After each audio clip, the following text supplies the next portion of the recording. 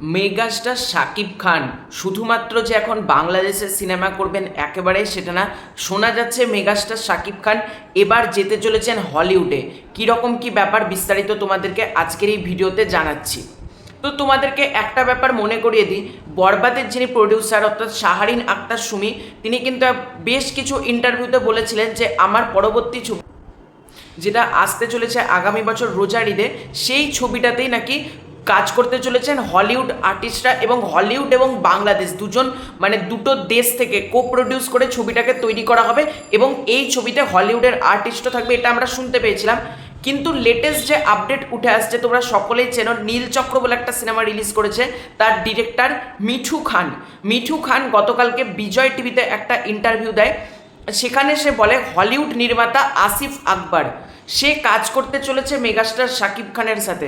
আসিফ আকবর তোমার এর আগে বাংলাদেশ এবং হলিউড মিলে একসাথে একটা ছবি তৈরি করেছিল MR9 বলে, সেই ছবিটা আমি দেখেছিলাম, আমার খুব ভালো লাগেনি, এটা আমি খুব একটা ভালো লাগেনি, এটা আমি বলছি, মোটামুটি একটা ছবি হয়েছিল, দ্যাটস ইট।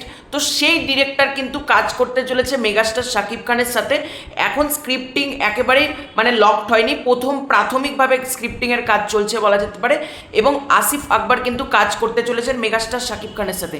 এবার অনেকে বলতে পারো তাহলে তো MR9 সিনেমাটা এত বাজে সিনেমা ছিল, খুব একটা ভালো ছিল না, তাহলে মেগাস্টার কেন কাজ করছে? দেখো, MR9-এর যারা প্রডিউসার ছিল, MR9-এর যে অ্যাক্টার ছিল, তাদের থেকে মেগাস্টার শাকিব খান যদি সেখানে প্রডিউস করে বা কোনো বড় প্রোডাকশানেও সেটাকে প্রডিউস করে, তার পাশাপাশি দ্য মেগাস্টার শাকিব খান এটাতে অ্যাসোসিয়েট হয়, সিনেমাটা কিন্তু বেশ ভালো কিছু কিন্তু আমাদের সামনে আসতে পারে।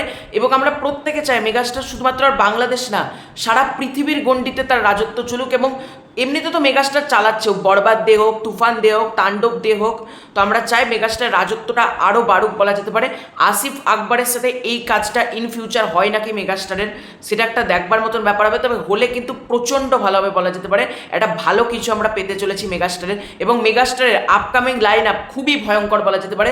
মেগাস্টার এখন ধরা ছোঁয়ার বাইরে ইন্টারন্যাশনাল লেভেলে মেগাস্টার খেলতে চলেছেন। তো তোমাদের এই পুরো ব্যাপারটা নিয়ে কি মতামত কমেন্ট করে জানিও। খুব শীঘ্রই আছে নতুন কোনো ভিডিও, ততক্ষণ বাই বাই।